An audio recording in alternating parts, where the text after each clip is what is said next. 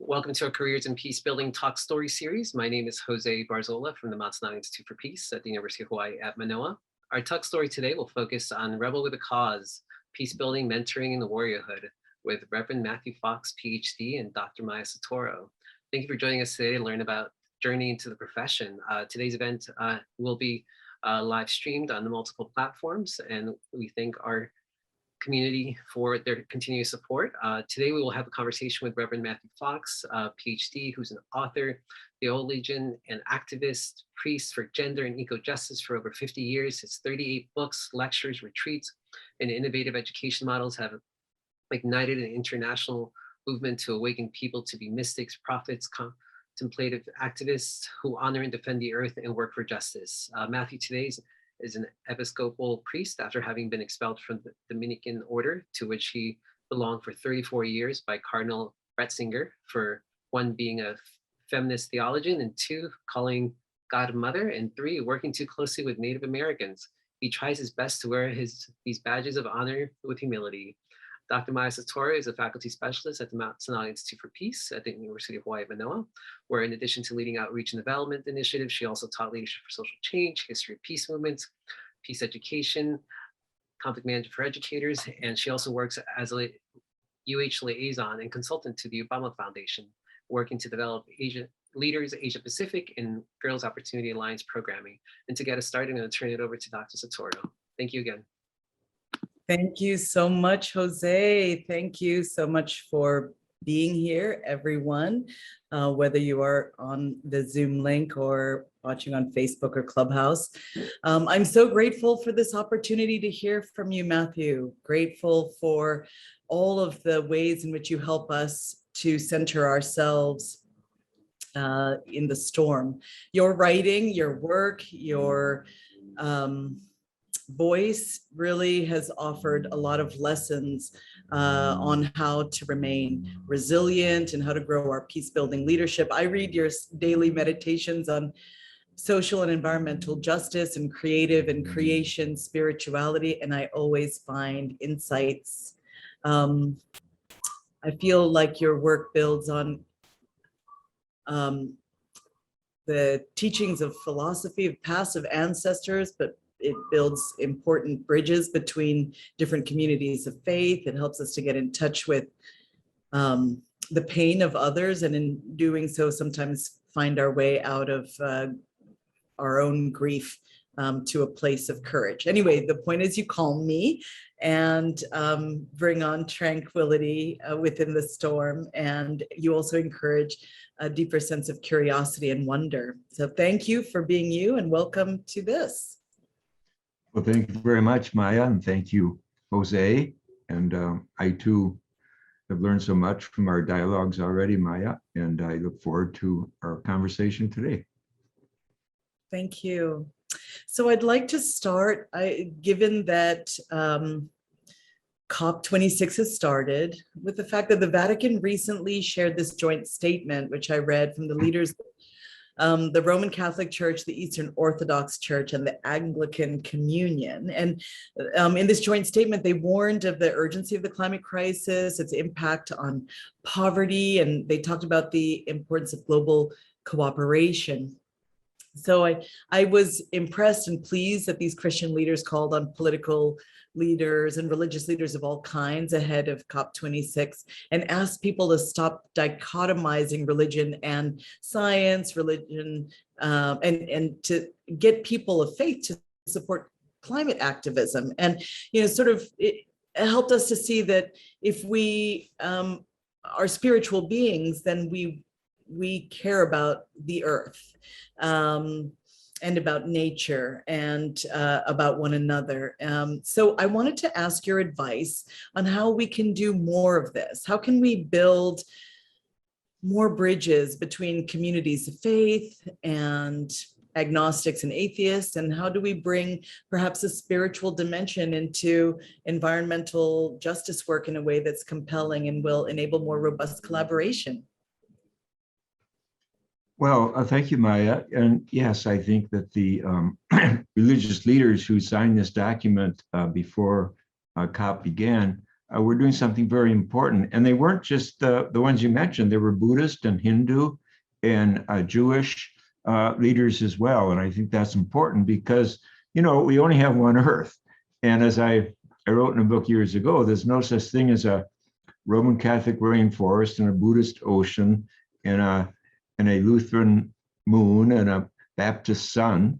All these realities that serve us daily, Mother Earth at work, are, well, literally billions of years older than our religions. So I think that the crisis we're in, first of all, might render religions a little more humble. And that's important because in that humility, we open ourselves up to a deeper experience of the sacred. And the sacred is that which is bigger than ourselves, like Mother Earth or the universe that bestows gifts on us every day. I just learned in the internet today that a primary element in our teeth was born 12 billion years ago in a star. So, we didn't make our teeth, did we? I didn't get into that choice. So, the universe is our home, and our Earth is our hood. It's our local home, and all this has been bestowing gifts on us before we were even born for 13.8 billion years to get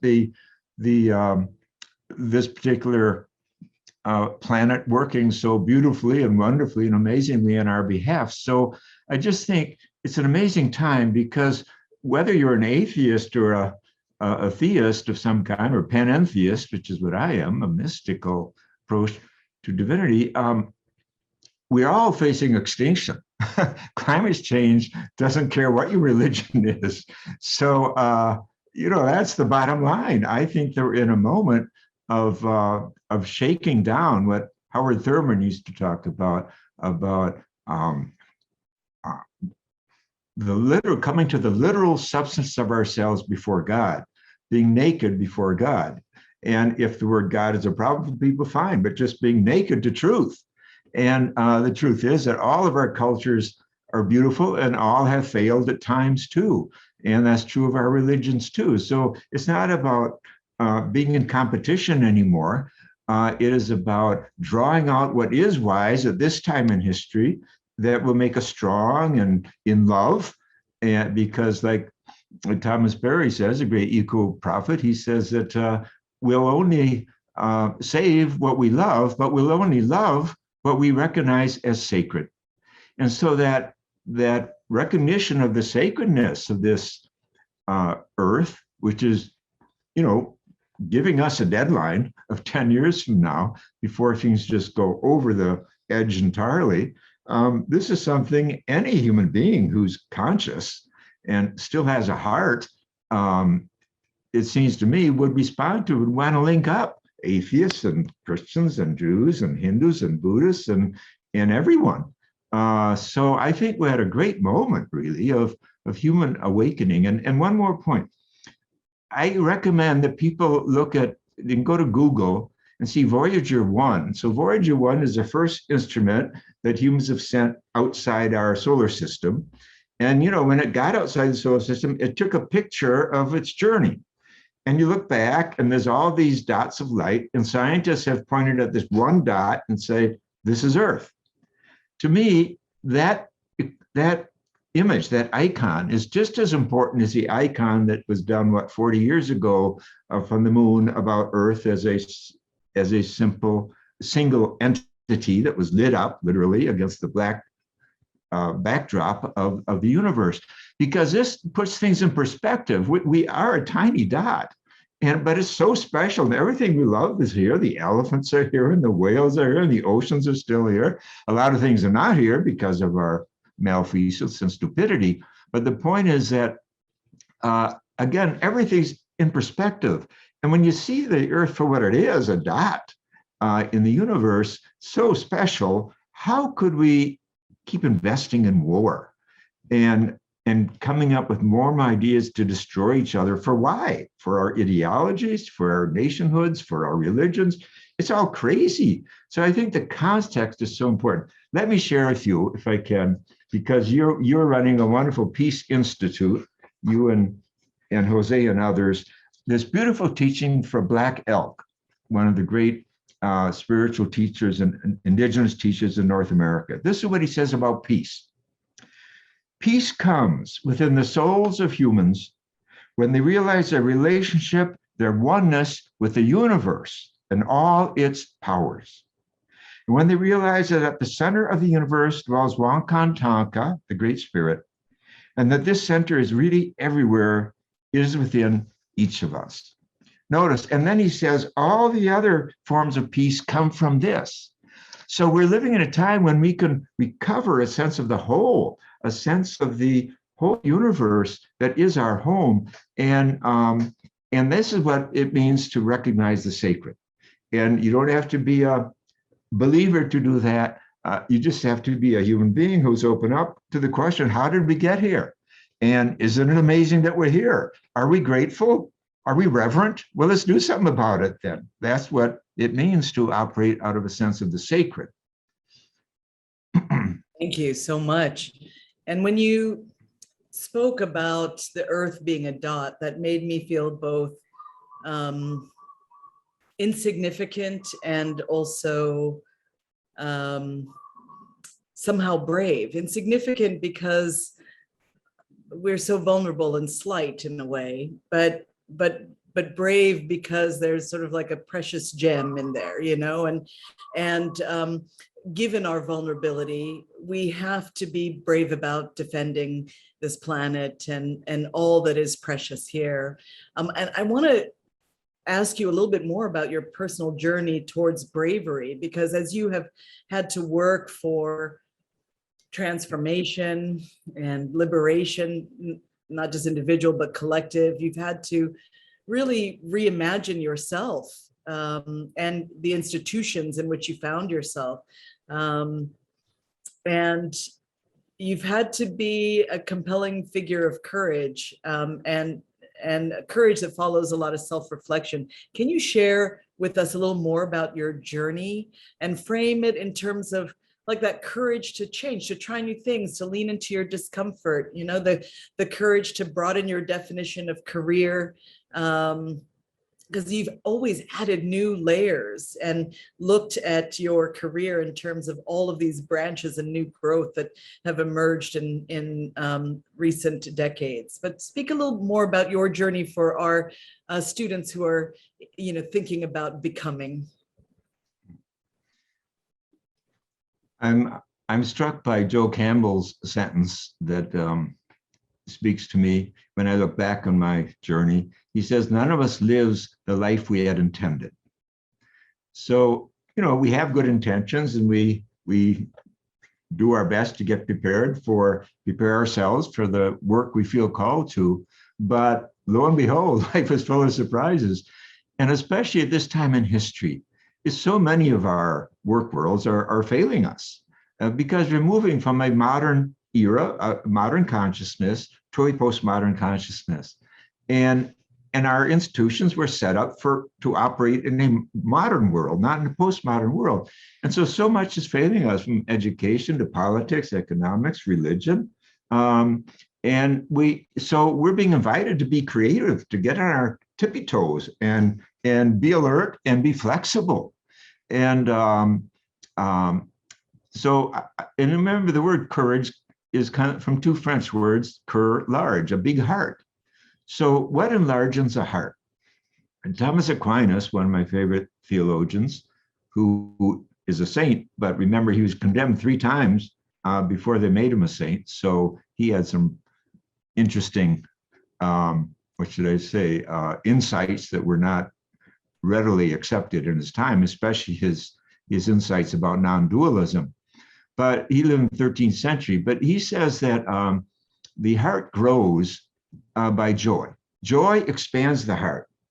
And fear, of course, makes us defensive and shrinks us. We go like this. But joy is expansive. You want to share your joy. Celebration just, calls forth the joy from all of us. So I think I have an image, and that is a camel. I think we're all called to be camels. And what do I mean by that? I mean a camel fills himself up with water to go across the desert, what you call the storm today. I think we have to fill ourselves up with the joy of living, with what's really beautiful. And we can't just take it for granted. Here in Northern California now, with the droughts and everything and wildfires, the blue skies, you cannot take for granted anymore. They used to be every day. Now that you're lucky if they're every few days. But that's the point. And humanity today cannot take water for granted. Or if you're in a flooded area, because there's these two things going on, droughts and floods. If you're a flooding area, you can't take dryness for granted. There's so much that we could, and healthy air and water. This is what the eco crisis means, that we can no longer take for granted. And so when you can fill up, and you want to ask yourself the deep questions, what are you in love with? And let's de-anthropocentrize this term, being in love. Our culture has, make soap operas out of it as if love is about finding a two-legged mate forever. No, love is about loving Earth itself, about loving everything on Earth. I tell my students, you have to fall in love 3 times a day. And it may be with wildflowers, it may be with trees, it may be with stones, it may be with rivers and oceans, or poetry or music, or people different from yourself.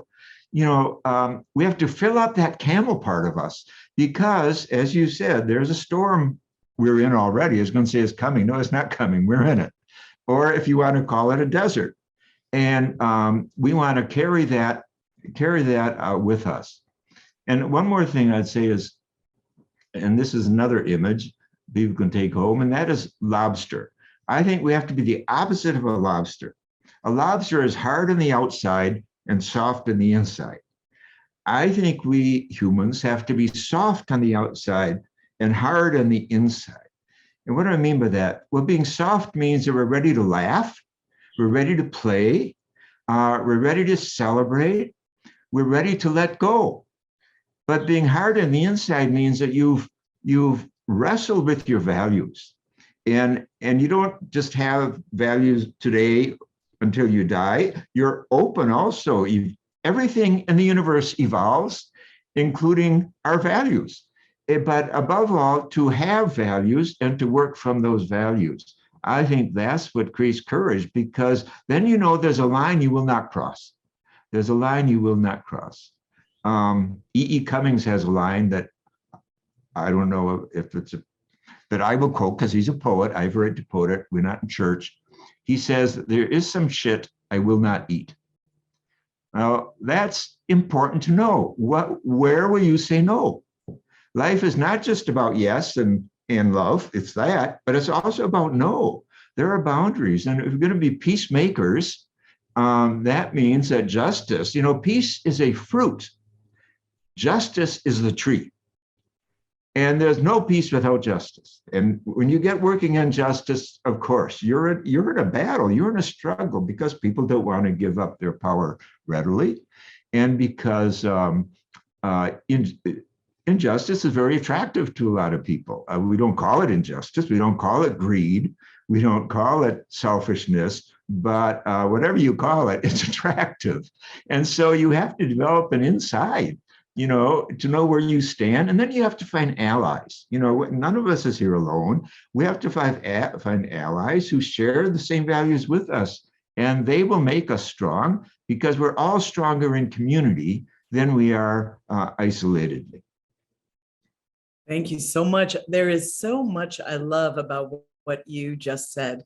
I love this idea of being soft on the outside, being open, ready to receive, empathetic, expressive, emotive, and then on the inside, really having done the rigorous work of examining our biases and received truths and wrestling with feelings and really thinking about our values so that there is shit that we will not step in.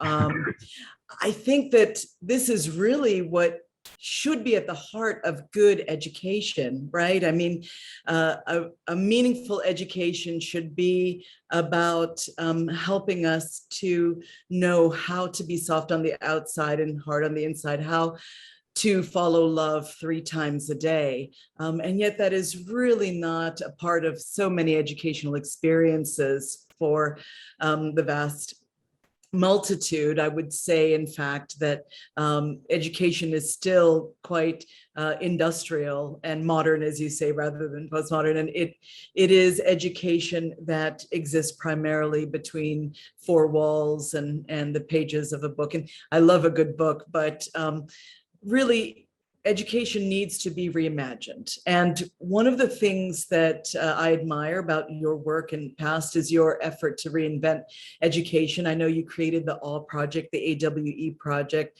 and you talked about reinventing what it means to be human.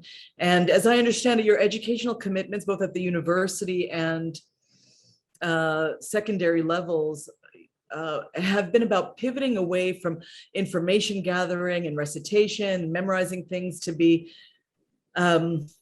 quickly regurgitated and forgotten. And you've moved towards looking at how to be more deeply human, especially given all that is at stake. That sometimes means education that is deeply spiritual, across age, cultures, and traditions, of course. Education that remembers our ancestors, their wisdoms, lessons of trauma, but also looks at the future with strength and with a sense of possibility. So I would like to ask you now about, since we are coming from an educational institution, what matters most, do you think? Where are we in terms of education, and what makes you excited about the future of education and the implementation of more meaningful educational possibilities? Well, the Dalai Lama says, that the education is in crisis the world over. And I remember when I heard him say that several years ago, it made me kind of happy because, oh, good, it's not just a California problem. I live in California, or even an American problem, or a Hawaiian problem. It's a species problem. And that makes sense because, again, as you said, we've educated for an industrial world, and the world today is actually suffering because of the industrial success. And obviously, there's been a lot missing in that education. Many years ago, I was still living in Chicago, so it had been almost 40 years ago. I got an invitation to give 4 talks at the University of Vancouver. And they said, you can pick 3 titles, but we're going to give you the first. I said, okay, the first is Wisdom in the University. Well, I thought about that and thought about it, and I flew out to Vancouver, and it was raining, I remember that. And here I had a talk at about 1:30 in the afternoon, and I didn't have a talk. It was that hard for me to go. So I said, well, I'm going to take a hot bath, and maybe something will come to me. And it did. And the message I got was tell the truth. I said, oh, that's a novel idea. So it was 1:30, and I got in front of about 400 people, faculty, staff, and students. And my opening line was, you people have asked me to speak about wisdom in the university. I said, speaking about wisdom in the university today is a bit like talking about chastity in a brothel. Now, at that time, people had just come back from lunch and they were all back in their chairs. When I said their open lunch, the people rose. I'll never forget, it was like a sea of bodies rising up. And so we had a very lively conversation. I spoke first, and then we conversed about where did wisdom go? And I'll tell you where it went. It was thrown out of education when patriarchy took over. Patriarchy is all about knowledge. But knowledge, as we now know, because knowledge has gotten us into all this trouble, knowledge without wisdom is folly. It's dangerous. It's just raw power. And so we're missing the feminine dimension, which is the creative dimension to education. M.C. Richards, who was on my faculty for years, a wonderful woman, a potter and a painter, she wrote the wonderful book Centering, on how centering clay is like on a wheel is a spiritual centering process. It's your whole body and psyche are involved in that centering of spirit. So her book was called Centering. It's a real classic. And she used to say that all creativity produces wisdom. And Hildegard at beginning in the 12th century said that. She said wisdom is born of creative works. And so to bring creativity back to education, what I did with adults in my master's and doctorate programs, and with inner city teenagers in my educational program. In my spirituality programs, we call it art is meditation. Art is meditation. So you're not working with clay. She taught clay, for example, is meditation. You're not producing with clay just to make an object to give to your grandmother for Christmas or something. You're working with the clay to enter into a relationship with the clay. And you get changed in the process. And that's true of painting, and it's true of music, and it's true of dance. Again, our educational system focuses so much in technique and are you right or are you wrong or something? It missed the point. It's the process that matters. And that is a form of meditation. Some meditation is sitting and emptying your mind, and that's good, or walking and emptying your mind. But artist meditation is birthing something and focusing on the process of that. And in that process, you become awakened, you become cleansed, you become healed, and you even become a healer.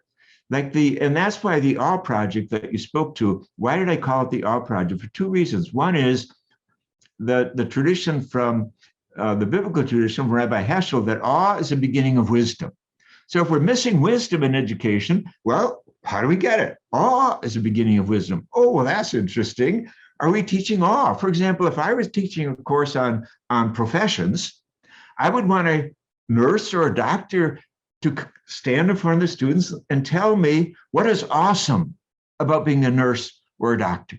What's awesome about being a fireman or a firewoman? What's awesome about being a carpenter, about being a singer, about being a janitor? What's awesome about it? Do we even ask these questions of one another? Because in asking the question, we'll be drawing out some wisdom. So, and everyone's carrying wisdom. What I love about wisdom is this utterly street. You know, in the Jewish scriptures, wisdom is said to walk the streets. You know, she's not in some ivory tower. No, she's not. She's available to everybody. And in fact, Nicholas of Cusa, a tremendous scientist of the 15th century, one of the launchers of the 16th century Renaissance, says that that wisdom is found in all religions and in all cultures. And by the way, he was also a cardinal in the Roman Catholic Church. The point is that wisdom is everywhere. And he says, you will not find it in books. You know, you will not find it in books. Now, he's a little wrong about that. You can find some invitations in books, but ultimately, yes, it's not about reading. It is about putting your heart into action and about listening to the compassion and the wisdom of others. So we call it the All Project, the ancestral wisdom education. And because it was especially inner city youth that I was dealing with, that ancestral word is very, very rich to people of color, certainly to people of African, but also indigenous traditions everywhere. The ancestors carried wisdom, or we wouldn't have be here. If they were stupid, we would have gone out of business. And so we have this prejudice in the West that, you know, progress, all about knowledge, and more technology and everything. But no, I think wisdom is more subtle than that. And it has this feminine side to it. And that's why it was banished. You know, when the university was invented in the 12th century, late 12th century in Europe, it meant a place to go to find your place in the universe. And by the way, the whole idea came from Islam through Spain into Europe. So it really was a Muslim invention. A place to go to find a place in the universe. But in the modern era, it has become a place to find your job in a man-made work world. That's quite a leap. And in the original university, the goddess, the divine feminine was in charge of both the science and the and the letters and arts. It united it all. And the goddess is very interested, divine feminine is very interested in the whole, in the cosmos, in cosmology. Now, that's what's so exciting about living in this postmodern time, that we have a lot in common with the pre-modern consciousness, because the pre-moderns, like indigenous people everywhere, don't think of the human first. You think of nature first, of creation first, of the whole picture. David Bohm, the great physicist, says, I am a postmodern physicist who begins with the whole, W-H-O-L-E. Well, all of us being postmodern people should begin with the whole. We're back to Black Elk's teaching about peace is first learned from the universe. And then from there, we carry it into our works of justice and healing and peacemaking. Thank you so much. I could give you one story. Can I give you one story about what we did with the teenagers? Mm-hmm. We had them making movies. That's art. and what they had to do, though, they had to learn what I call the 10 C's, which are a value system that I created for a public school system, because you can't talk religious talk in a public school situation. So I came up with these 10 C's, like cosmology and ecology, which are really the same thing. Contemplation, compassion, community, creativity, chaos. These kids had PhDs in chaos. Their lives and home lives were very stormy. And we went through all the 10 C's. So we said, okay, you can make a movie about whatever you want, but you have to pick 2 of these C's. In other words, 2 values to put into your movie. But we didn't call them values. We said 2 of these C's. And so they did these movies and poetry and rap. But it was amazing what they did. One fellow took the ecology theme and he created a movie about turning muscle cars running from gasoline engines to a vegetarian diet, to a vegetable engine. And he got a uncle of his who knew something about cars, and together they created this car and converted it from gasoline to vegetables. And then the movie ends with a race between a gasoline-driven car and a vegetable-driven car, and you can guess which one won in this particular movie. But so he was, going on then about the theme of ecology, but applying it to something that really interested him. And the amount of imagination that came out of these kids was amazing. And after the class was over, we invited 150 adults in, their parents and others, to hear them, to see their movies. And so they'd introduce their movie, show their movie, and then take questions. And it was so moving. Afterwards, a friend of mine in his 60s came up to me and said, I am so moved I can't talk. I'll call you in 48 hours. So number one thing I learned from working with these kids is how much wisdom is inside of them. But the school system's not inviting it out. So they're bored. And that's why they drop out. 64% of Black boys at that time in America were dropping out of high school, and 65% of indigenous kids were dropping out of high school. It's because they're bored. And creativity is never boring if you're involved in it and you're excited about what you're doing. So because we're born to learn. We're born, just like we're born for justice, we're born for truth. Truth and justice are food for our minds and our hearts. So why have we made it so hard and difficult? Because we're ramming, as you said, these facts into them. But the truth is, you can get all these facts you need on one of these things these days, practically. What we need are these other values that bring wisdom in the door, and that includes creativity for sure. So true. And part of what the story illustrates, I think, is also the importance of narrative, of storytelling. We have to find in education space to name ourselves, to nourish that sense of leadership and possibility and identity, and I think that storytelling is such an important part of that. And you're such a prolific storyteller. You're a writer, you're a blogger, and I want to ask you to speak about how others can consider their own narrative wisdom and use storytelling through multimedia, including film and rap, as you mentioned, and poetry. How can they shape their stories to make meaning. And how are you so prolific? And what has writing done to shape your internal terrain, and how has it helped you to connect with others beyond your spiritual corridor and experience? If you can speak a little bit about storytelling in your own life and how we can access some of that. Well, I think you're so right that there are all these new postmodern art forms today for telling stories.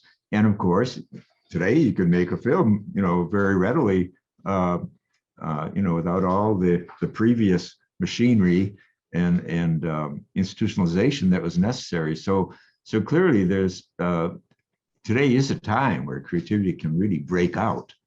And, but just as for my story, I'll tell you, I remember the moment when I did my doctorate in Paris at the Institut Catholique, but I realized that there was all these American students who were hanging around for years. One guy had been there 7 years and everything, and I wanted to get home after 3 years because this was in the late 60s and there was a lot going on in America, and I wanted to contribute in some way. And so I rented a farm, a house in a farm in southern France in the Pays Basque, and it was very cheap and all that. And but I remember the moment I was at my typewriter writing my doctoral thesis, and I said out loud to no one because I was alone. There were turkeys on this farm. They were outside the window, I guess. I said, I'm a writer because I'm happiest when I'm writing. And that's what I said. So that's when I knew I was a writer, because I was happy writing. And for me, writing meant bringing exciting ideas together. And then you create your own package of it, your own version of it. And then it talks back to you. You can actually read, oh, that's interesting. So, and this happens, I think, with painters, and I think it happens with all kinds of artists, that it is about, again, it's a love affair. And then as far as my productivity, I always say, if you love writing or any other art form of self-expression, you're going to make room for it. You're going to make time for it. Because I remember once when I was teaching and administrating a program, a master's program, and I wanted to make my first book on Hildegard of Bingen, but I realized I only had between Christmas, the Christmas vacation, and the end of January. So I had 6 weeks to write this book, but I really wanted to write it. I'd been researching it and teaching her, but writing it is another stage. So I set my alarm clock for 3:30 every morning, and I got up and did it, and I did it because I loved it. I enjoyed doing it, and I loved Hildegard, and she had so much to say to me because it was about her paintings. It's called the Illuminations of Hildegard because she put her visions into these paintings that she called Illuminations. So again, I think it's about making time, that we make time for things that we love. And you don't really count the time. I have friends who are painters, for example, and friends who are musicians. And I have painter friends who will stay up all night because they get on this ride while painting, and they wouldn't want to stop for anything. Well, sure, they're exhausted the next day, but they adjust their schedules accordingly. So I do think that there's when you have a passion for something, you make time. It's like I tell my students, when you can say, where did the time go? You just had a mystical experience, because mysticism is being in a place so exciting and so full of unity that you're not thinking of anything else, and including the time. You're not looking at your watch. So I think that's built into the creative process, really. I think it's part of what makes us humans so amazing, that we are capable of this creativity. And unfortunately, of course, we can also use it for negative things, but that's why we have to be critiquing the issues of justice and who's profiting from this, who's becoming joyful because of my work. Is the work bringing joy in. You know, Thomas Aquinas says that joy is a human's noblest work. Joy is a human's noblest work. So I think our education should bring forth joy. I think the discovery of truth should bring forth joy. I don't mean there's not struggle in the process, but joy is much more omnipresent than we've been told. A patriarchal culture, a modern culture, is very pessimistic. And you know, Otto Rank, a brilliant psychologist, says, R-A-N-K, Rank, he says that a pessimism comes with the repression of creativity. And so creativity makes us happier. And you know, this is scientifically explained now that meta endorphins go off in our mind when we're being creative and so forth. But the point is that we have banished the motherly dimension of our lives, both men and women, if you will. That is that dimension of birthing. And in the process, we've made ourselves dour and sad and unlively. And as you were talking about earlier, with less and less courage, because we're not willing to take risks. And we're afraid. Instead of being in love, we're in fear. And you have to choose. You live a life of in love or in fear. So true. I choose love. I have a friend who texted me, and it did pop up, though I was listening to you, and he said, you have to fall in love 3 times a day, quoting you. And he said, you know, you are my twin spirit. I just fell in love with you. 2 more to go, he said. But I was struck by what you just said, this notion of joy and how important it is, and how it's been underrated, undervalued, undernourished, really. And you said that sometimes you have to pass through suffering on your way to joy. And that's so fair. I was thinking about Julian of Norwich, right? And you spoke a couple of times just now about the divine feminine, or the creative feminine, the creation, and the importance of women's wisdom, and that's not relegated to one sex per se, but it's just more about sort of that divine feminine that you speak of. And I think about this book that you wrote on Julian of Norwich, and I think it really is an extraordinary book for our time. It's your most recent book, if I'm not mistaken. You wrote it during the pandemic, but parts of it before, but it took on real import during the pandemic, right? Because she was an isolate, right? And there's so many environmental and ecological themes in the book, and so many thoughts about pandemic as she lived through the plague, and also about the divine feminine. When I read it, at first it is about suffering, right? And it is about loneliness, but ultimately it's about connection, and it's about joy and spiritual growth. And I think about this pandemic that we're in right now, and how we have to allow in difficult thoughts and emotions, but through being curious and allowing it in, making friends with the suffering just enough that you can extract the lessons, we can move through these tough times, through moments of sadness, frustration, vulnerability, and really become more joyful and more resilient. So I'd like to ask you to speak a little bit about that book, about the central message and lessons, and also how we can move through sorrow without glorifying it, but extracting lessons towards greater happiness. Yes, well, Julian was amazing because she lived through the worst pandemic ever in Europe, the bubonic plague. She was 7 years old. She lived in the 14th century. She was 7 years old when the bubonic plague hit the first time. And then it kept coming back in waves her entire life. She lived into her 80s. So people were freaking out. They had no science, of course, no vaccines, no promise of one. And some people were so freaking out, like many men joined these flagellation clubs because they felt the cause of the pandemic was their sins. So that they would go from village to village. They tried to go to 3 villages in a day, beating themselves publicly in the square in the village. it became so popular that the Pope had to intervene and say, no, this is not going to cure the pandemic. The bubonic plague, chill out. But Julian did not do that at all. She also, by the way, there was also scapegoating that went on. That was another response. There was a lot of anti-Semitism. It was so bad in England, where Julian lives, she's from Norwich, that many Jews had to flee England. Even though the plague was in Europe too, they felt there would be less anti-Semitism in Europe. And then there's a chasing of a lot of heretics and things. So scapegoating, which we've had plenty of in our pandemic too. When people get really frightened, we do some pretty nasty things, sometimes to ourselves and sometimes to others.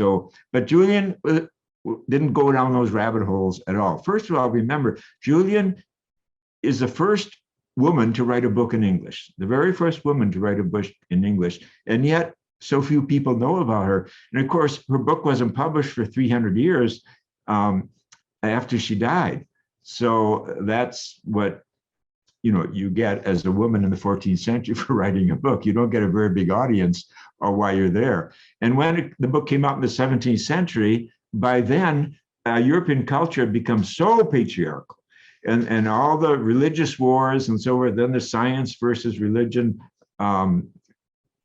issues of the 17th century, including the church burning the scientist Giordano Bruno at the stake, the split between science and religion happened. And so, again, the feminine, we've talked about this previously, the feminine was thrown overboard from the university, but also from culture in general. And so when her book finally came out, hardly anyone paid attention to it, because she develops the idea of the motherhood of God, and even she talks about the motherhood of Christ and develops that.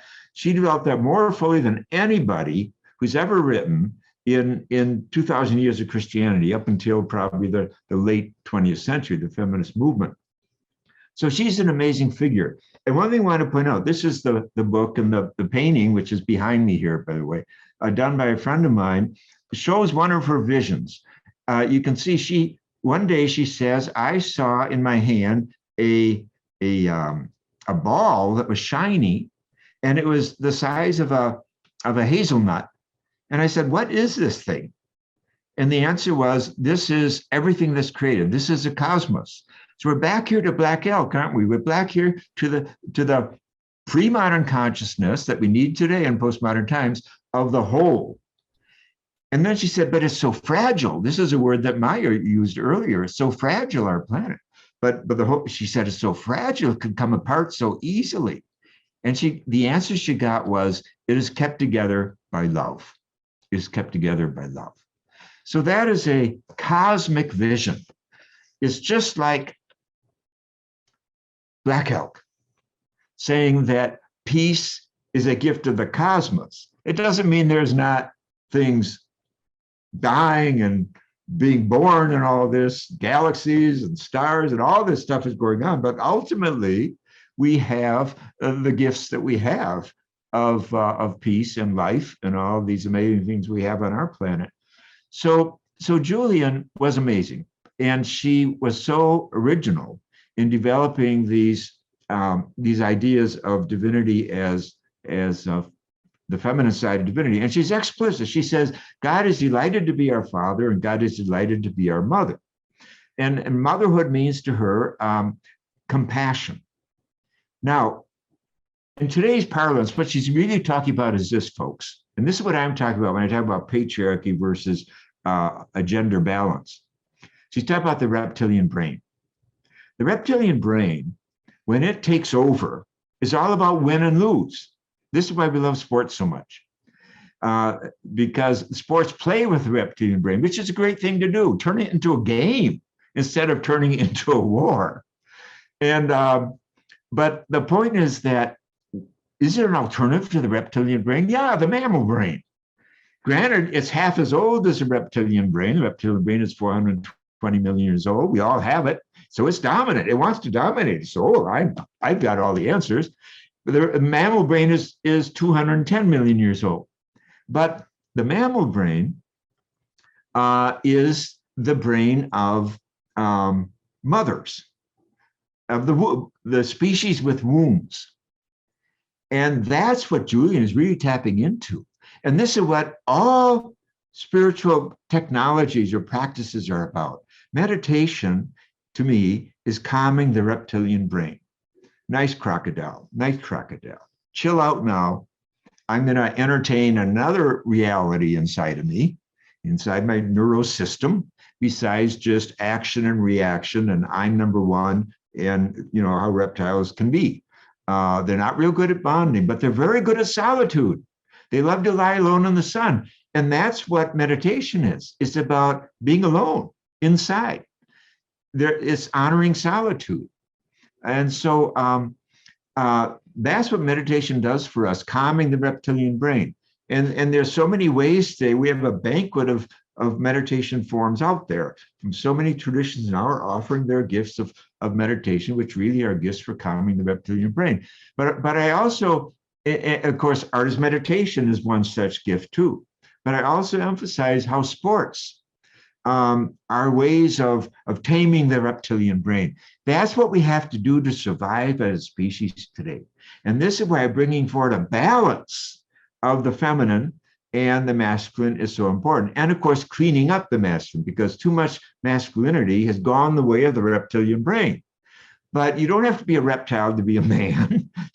You really don't. You know, start shouting this. You don't. Men are as capable of compassion as women, and women are as capable of reptilian brain oppression as men. So, you know, we're not talking about men and women. We're talking about energies.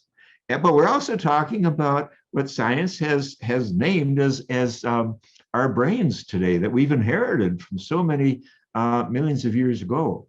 So I think that's part of Julian's great gift, that she celebrates she says at the end of her book, she says, all will be well, all manner of things will be well. So she ends up on a very optimistic note. But as Maya pointed out, she also begins with suffering. After all, she's in the middle of a pandemic with no vaccines or promises of it. And she probably lost both her husband and her child in the pandemic, because she talks about the loss of children and so forth. And so many children were lost in that pandemic. They say between 40 and 50% of the population of Europe was wiped out by that pandemic.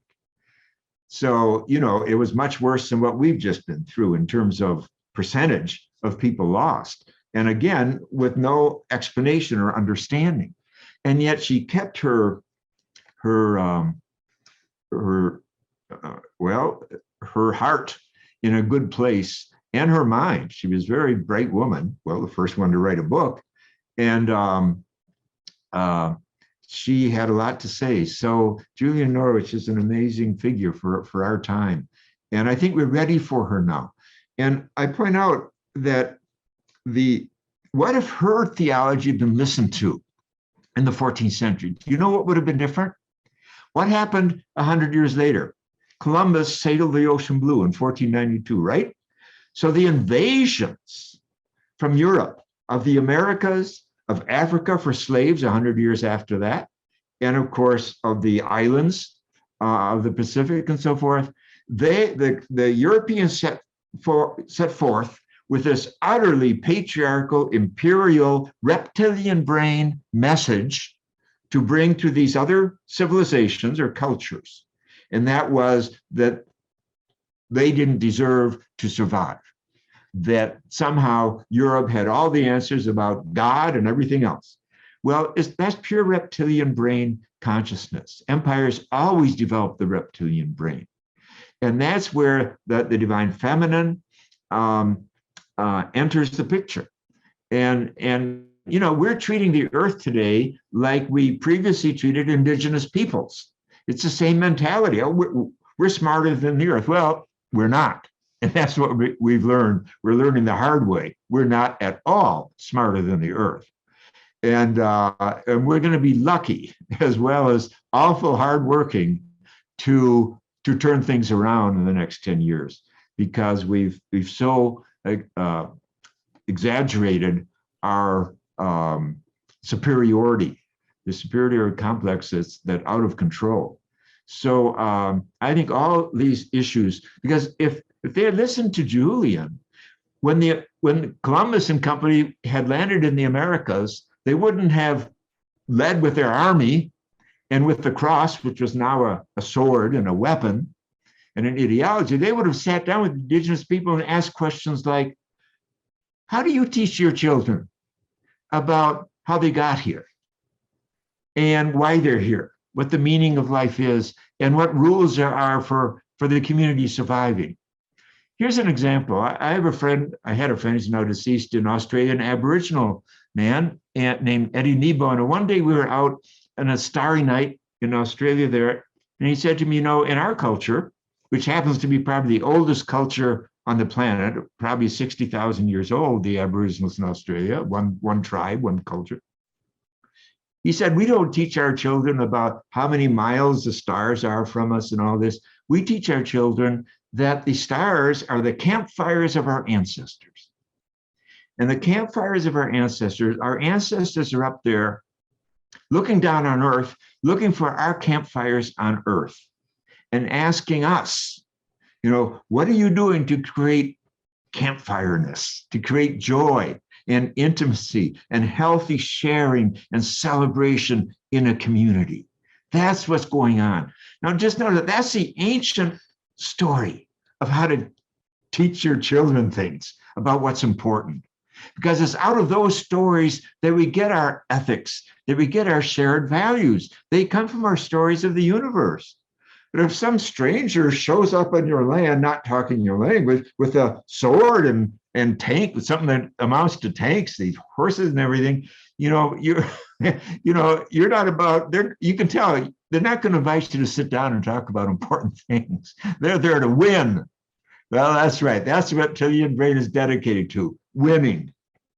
So we're living in a time where, and the women's movement is so important for shifting consciousness of women and men.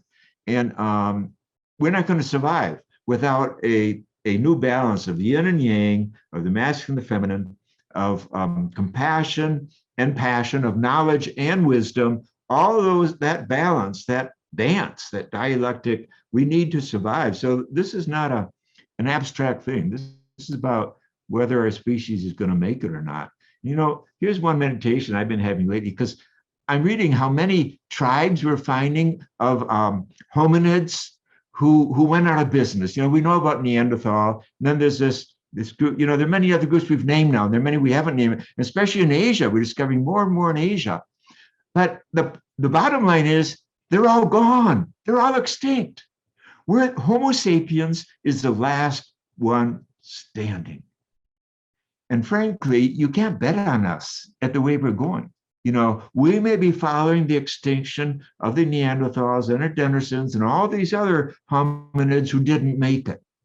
Nothing's guaranteed that we're going to make it, and especially because we've unleashed such powers of destruction, not only outside of us, but inside of us. And this is why we have to pay attention to the inner work as well as the outer work, and therefore to the values, to the heart that we're bringing to everything we do.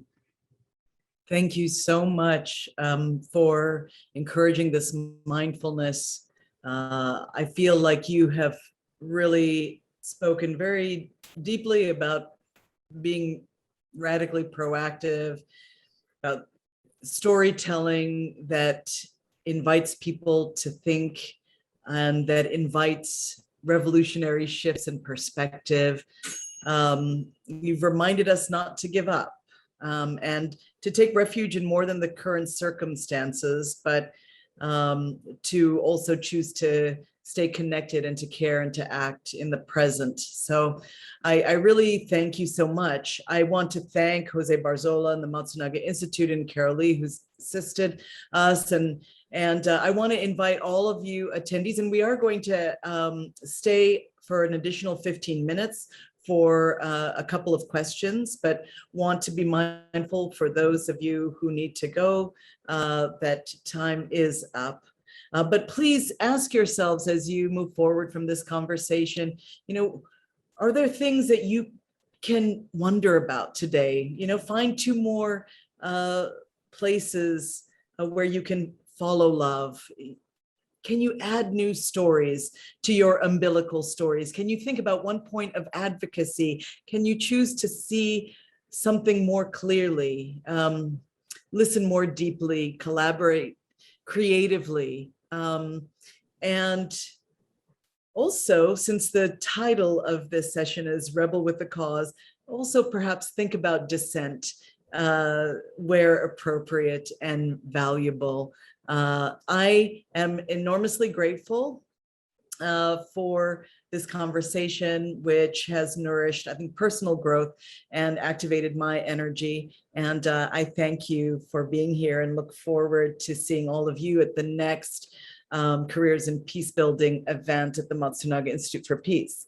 But now, since you've so kindly agreed to stay on a few more minutes, I would like to ask a couple of questions posed by our audience, and those of you who need to go, please do. The first question is, what does progress look like to you, Matthew? Well, today I think progress is simplifying our lives and taking less from Earth and giving more back, and really opening our hearts as well as minds up to other creatures besides humans, and to other humans who are different from us. And by that, I mean the wisdom of all the world traditions, religious traditions, cultures. I mean, we've been looking at it. Again, this is that modern consciousness where you look at everything in terms of competition. But look at it another way. Look at it in terms of color, in terms of celebration. Isn't it wonderful that different peoples wear different clothes and different costumes and have different music, but they have music and different languages and different ways to celebrate and different food. And I mean, this is, you know, the diversity of our species is something admirable, is something to wonder about, is something awesome.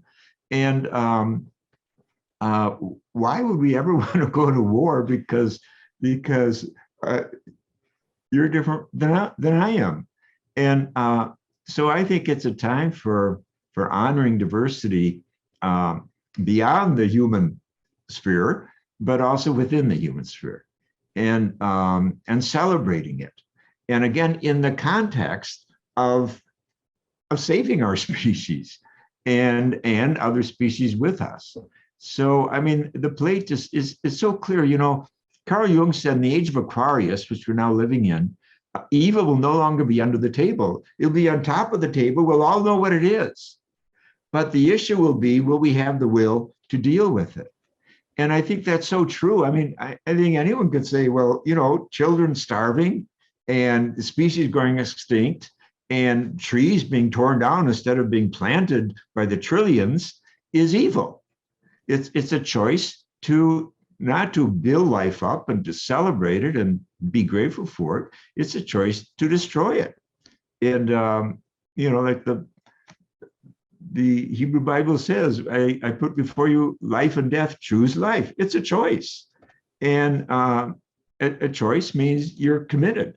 And so I also think we have to put a plug in for sacrifice. You know, like people in the developed world, we have to sacrifice our addictions to meat and other ways that we eat today. I think we have to put so much energy into creativity, and it's a beautiful thing. It's not really a sacrifice to create, but every day we hear these amazing inventions happening from science and technology that can be part of the solution. I was at a gathering of 150 scientists 3 summers ago, before the pandemic, and the topic was climate change for a week. And at the end of the week, the last day, 2 young scientists stood up, and one said, well, I have figured this out.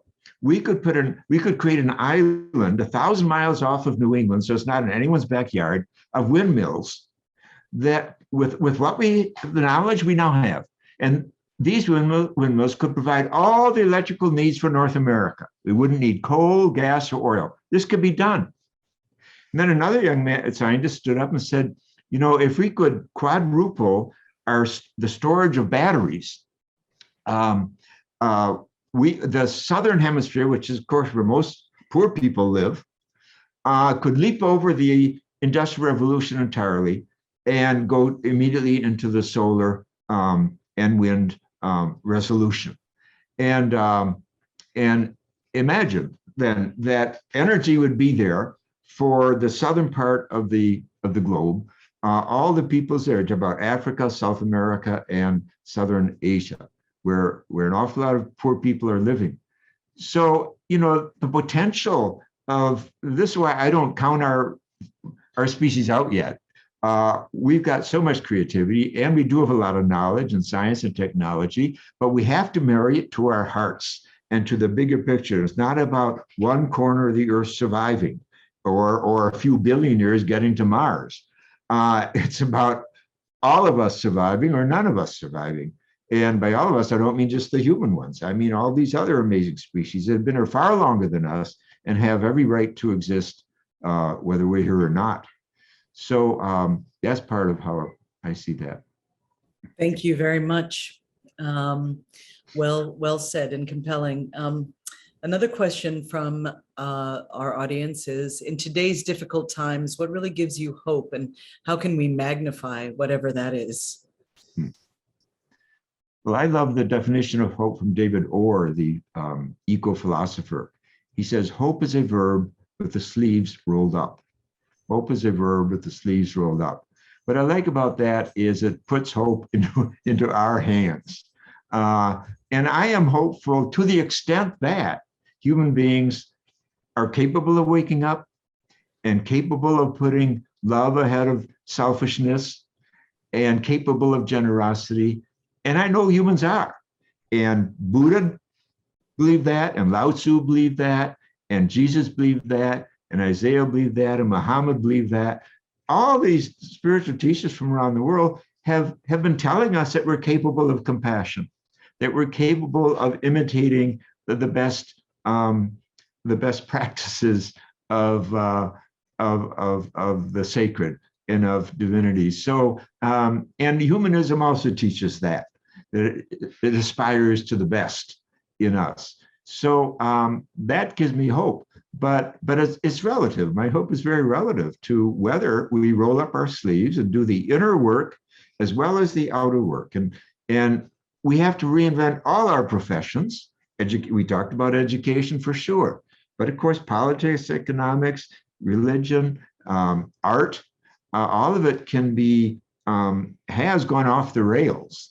And, we need to, but I do think the crisis, I don't think anything moves humans like crisis. What does it say? Necessity is the mother of invention. We are in a crisis. And if we can get the word out and get the denial off the table, denial is so powerful. We humans can talk ourselves into anything if we live, as Mara was talking about, in an isolated enough situation. We have to cut through denial. Meister Eckhart, the great mystic, 14th century, says, a God is the denial of denial. And I really like that because he's saying where denial reigns, divinity is not to be found. And of course, lies are part of denial, making up lies. Truth is absolutely, around the world, truth is a word in all religions for the divine. And so that we can tolerate lie upon lie upon lie that's being peddled in our media that is making money on these lies. It's like making money on violence. Lies are an act of violence. Humans need truth to survive, just like they need justice to survive. Thomas Aquinas says, the proper objects of the heart are truth and justice. I just love that. We've been told that truth is somewhere in our head. No, it isn't. It's in our hearts. That's where your intellect really resides. And now it's interesting. Science is saying, oops, there is a brain inside the heart. And in fact, it's a more powerful brain than the one in our skull. So, some of this ancient wisdom should be looked at anew. And the idea that truth and justice lie in our hearts If it's there, then we're going to go for it. We're going to become hunter-gatherers, and that's a healthy masculine. Hunter-gatherers for truth and for justice. And we'll stand up to falsehood and lies and those who are getting rich by selling, peddling these lies. And that's just raw greed. And I won't mention Rupert Murdoch by name. I like this idea of being hunters and gatherers for truth and justice.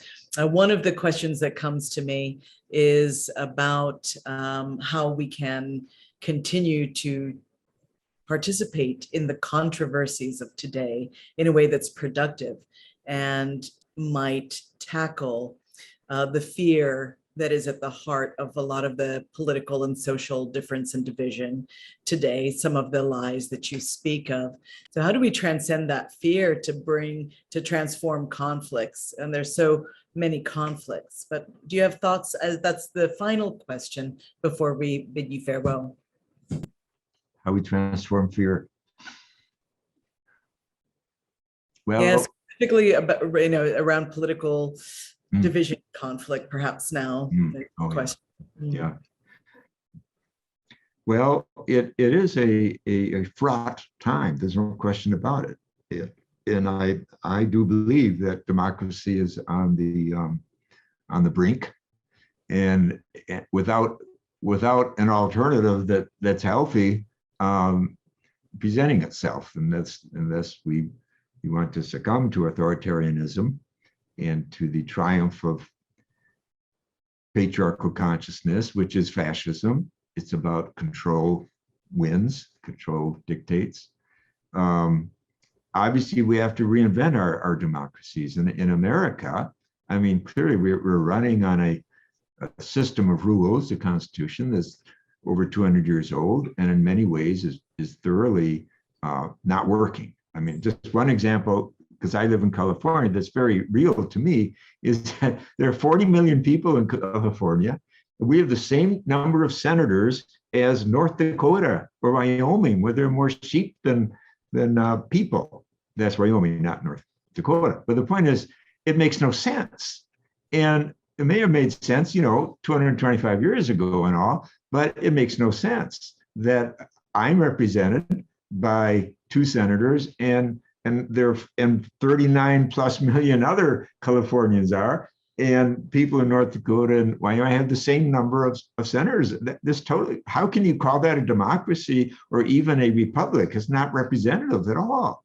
So I just think that has to be changed. Now I have a solution for that. I think that, and it would still favor the smaller states in a way, but I think, for example, if you have under 5 million people in a state, you should have 1 senator. Then 5 to 15, say you get 2 senators, then 15 to 25, you get 3 senators, and over 25, you get 4 senators, something like that. That would be more representative. But that's just one example, but I think it's a very important example because that's why nothing happens in the Senate. I mean, we've been stuck there now for months in the current situation.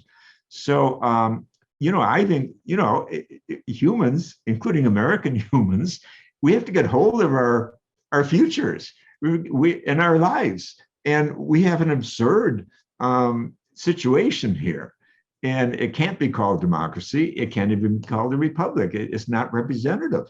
So, but we're restricted from acting on it unless we find a way to do so. So that's just one example. So we have to do our thinking as well as our politicking.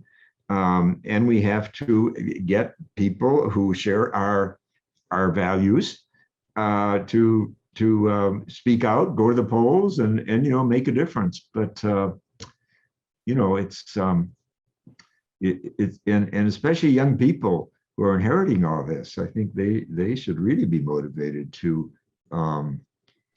borrow what help they can from us elders, but also to really carry their vision forward into practice and run for office, including at the local level of school boards and everything else. That's where it begins, and support those who run for office carrying their values with them. make the allies that are necessary. Politics, I think, is essentially about making allies who share common values. So, I think there's a lot that's going on that's positive, and I think the crisis of our own extinction that's staring us in the face and the extinction of the planet as we know it, I think this really does have the potential to shake us up and to get us moving. And even the way you started today's conversation, Maya, about the Pope gathering all these religious leaders to talk about, hey, let's put our differences aside. We've got this issue to deal with. I think that's a fine model for how we should be thinking today. That I've been saying for years, there are three moral issues of our time: ecology, ecology, and ecology. And now it's coming home. And with 10 years left, let's all get on board, all hands on deck. All hands on deck. Well, thank you so much for encouraging compassion and wisdom in action, and showing us without making us feel pessimistic, the urgency of what we face. These are tough times, but you definitely gave us opportunities today to transform despair to curiosity. Very grateful for that, and grateful to you all for being here.